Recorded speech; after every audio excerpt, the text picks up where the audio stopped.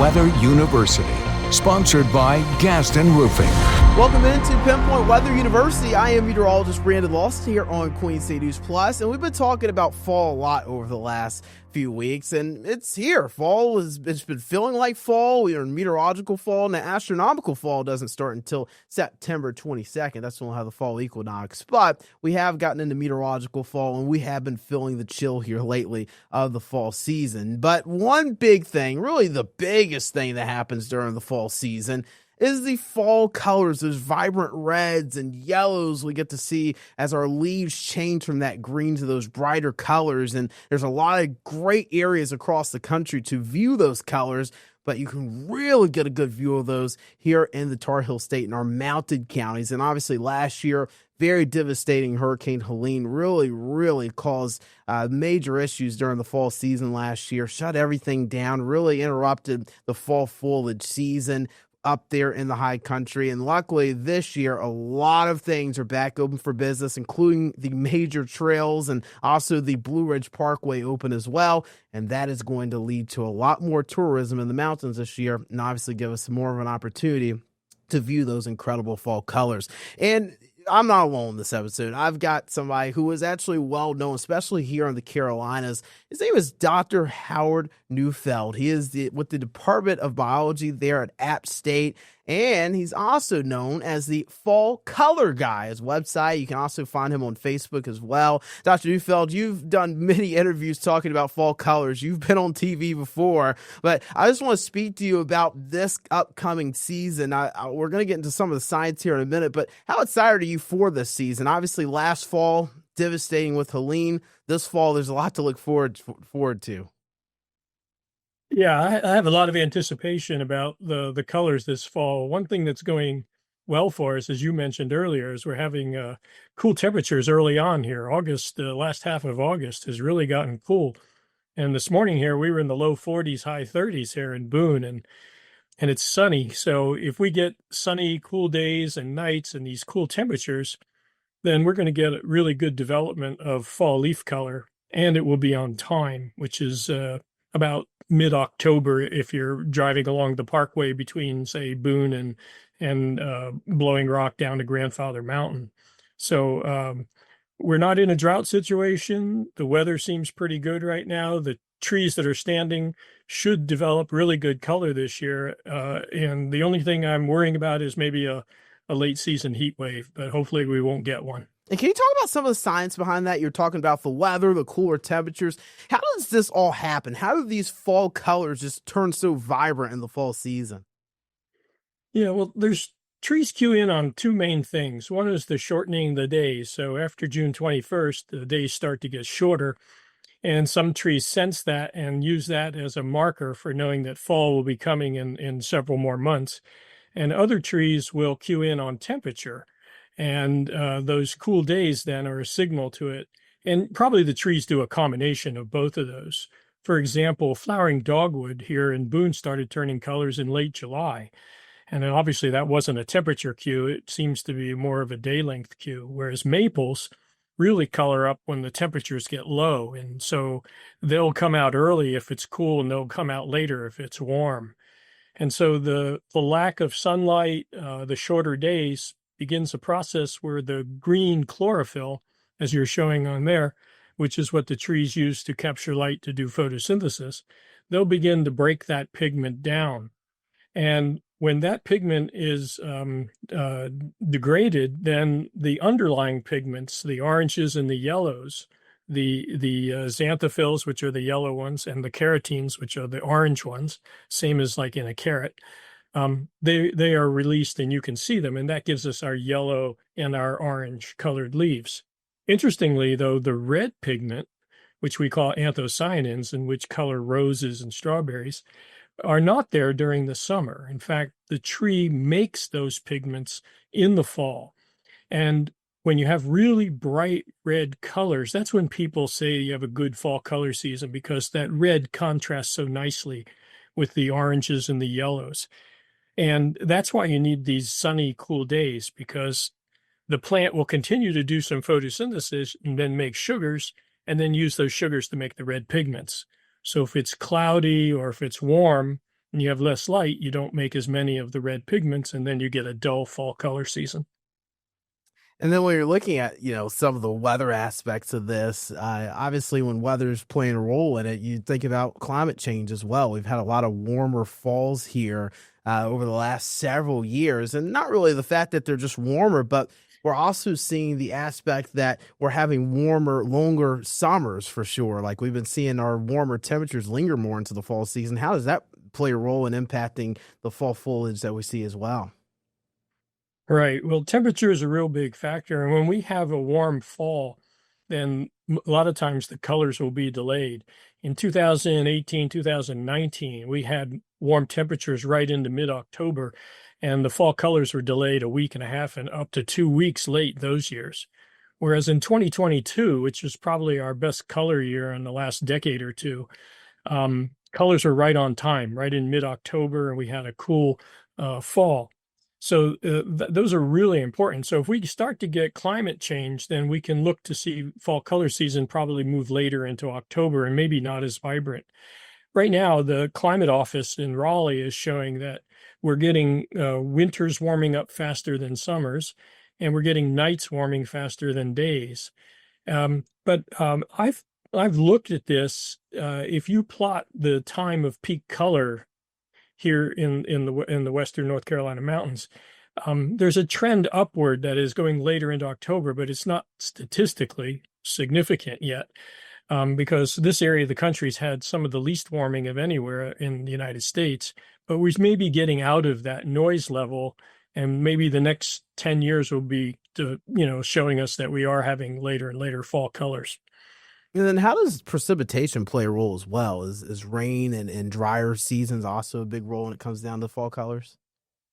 Yeah, if we go into August and September and are really dry, and if we're in a drought situation, then the trees that are sensitive to drought, and that would include trees like tulip poplars and some birches and so on, what they'll do is drop their leaves early before they even color up very much. And so you'll lose those trees from the fall color scene. And if it gets really severe, even the other kind of trees will start to drop leaves early to conserve water. But you do want, from about mid-September to mid-October, you want it to be predominantly sunny. It doesn't have to be sunny every single day, but you want mostly sunny days. And if it doesn't rain during that period of time, there's probably enough water in the ground that the trees aren't going to drop their leaves early. But it allows them to make those red pigments, and you get coupled that with the cool days, and then you get those bright reds come out, and we have a good fall color season. And right now, that's where we seem to be heading. We have this cool August, and September is at normal or even slightly below right now. And if it continues, then I think we'll have pretty good fall color season. And then we were talking a little bit about the climate change aspect just a few minutes ago. Do we see a lot of sooner leaf drop as well when it comes down to like more droughts and heat waves and more stress on trees? Yeah, so if we get these hotter temperatures, then the soils will dry out faster, and the hotter temperatures also drive more transpiration, so they use more water. And so they can get into a drought situation faster than if the temperatures were lower. And so that's one of the possible effects then of future climate change.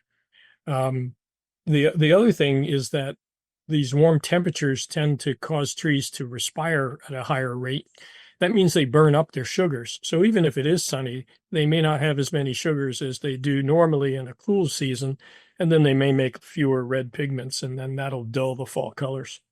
And then also, Hurricane Helene, a very impactful storm last year. I want to pull up some video of that. I mean, you can see some of the destruction that we saw last year. It's almost been a year now since Hurricane Helene devastated the Western Carolinas. Something you were actually mentioning to us before we started our segment here. You were mentioning how we are going to see maybe more of this, where one side of the mountain is, you don't have a lot of trees there because they were all knocked down during Hurricane Helene. And then on the other side, on this video, we've got all this vibrant color. Do you think that's going to be more common this fall season?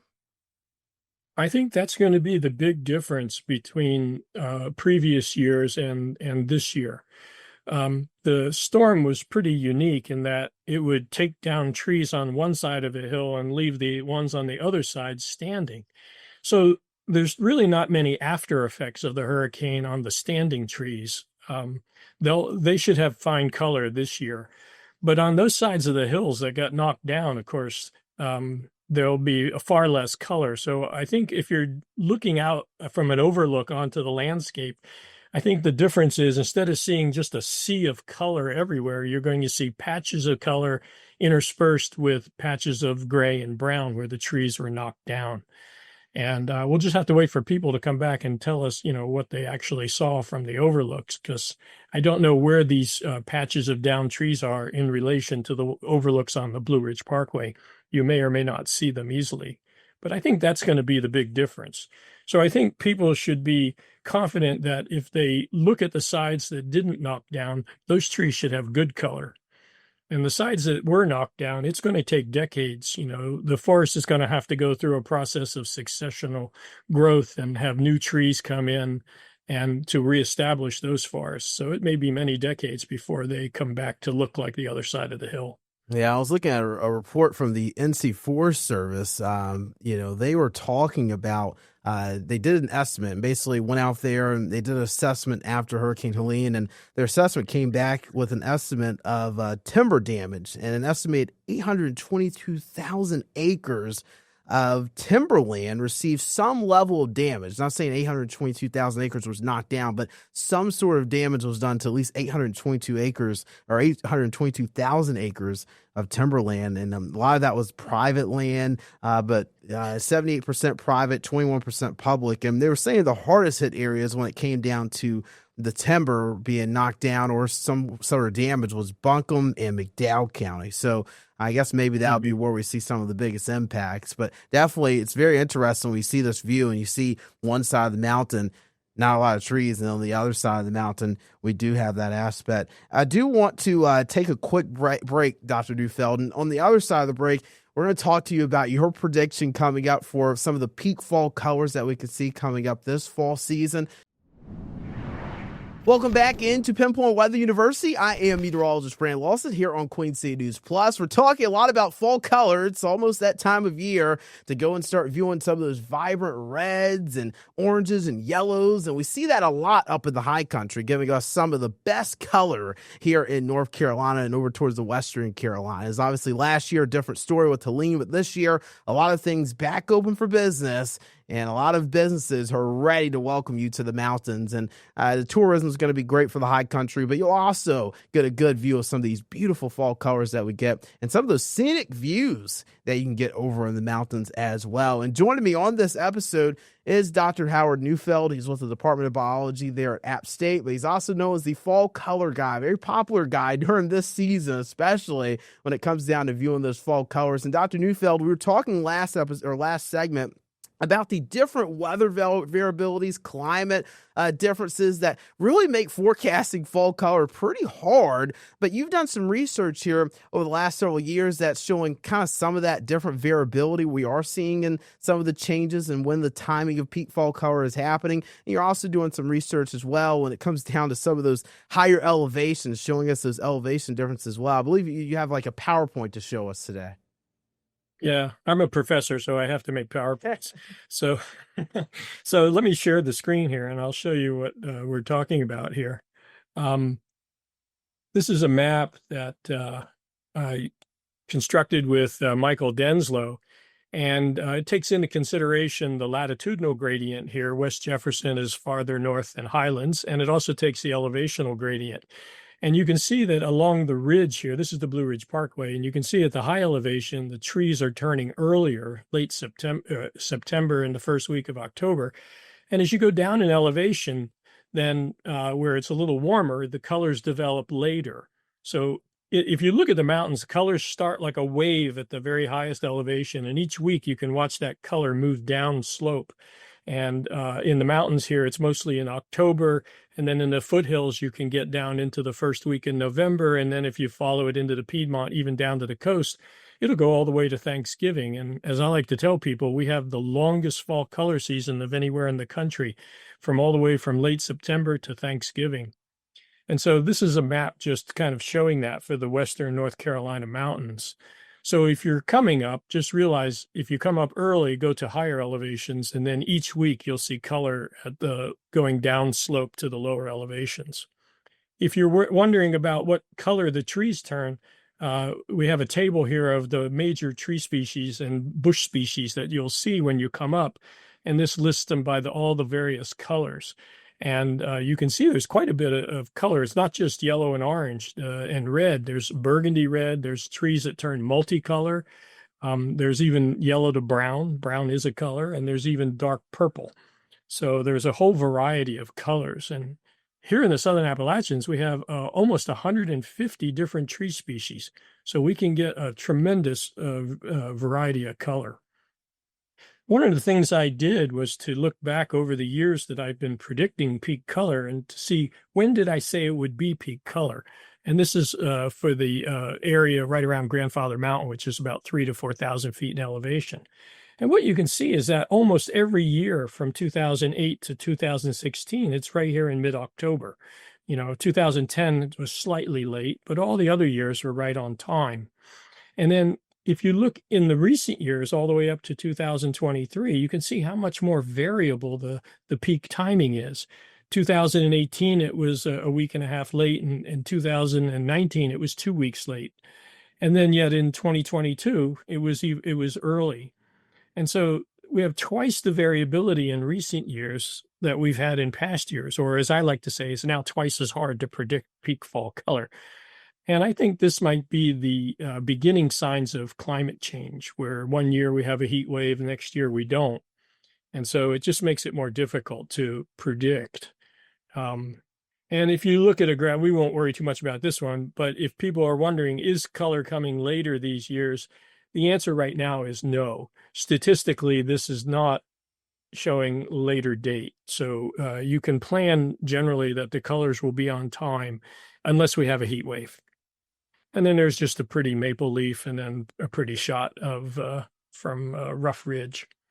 So those are just some of the graphics that I thought I'd share with people. And I was going to say, you were talking about kind of those colors as well. I made a graphic kind of talking about the different like science of colors, like the aspens, the beech, and different things like that.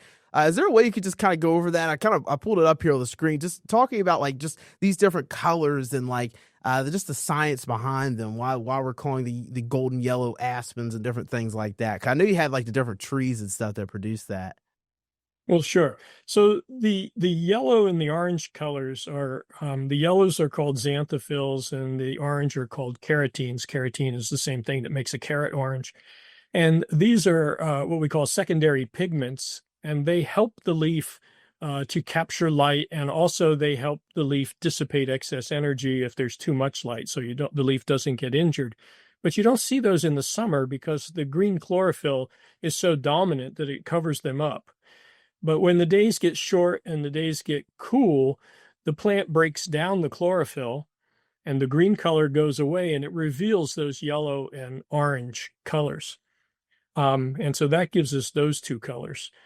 Sometimes trees that are yellow will start out that way, like chestnut or beeches, and then they'll turn brown. And magnolias do the same thing. And that brown color is due to tannins.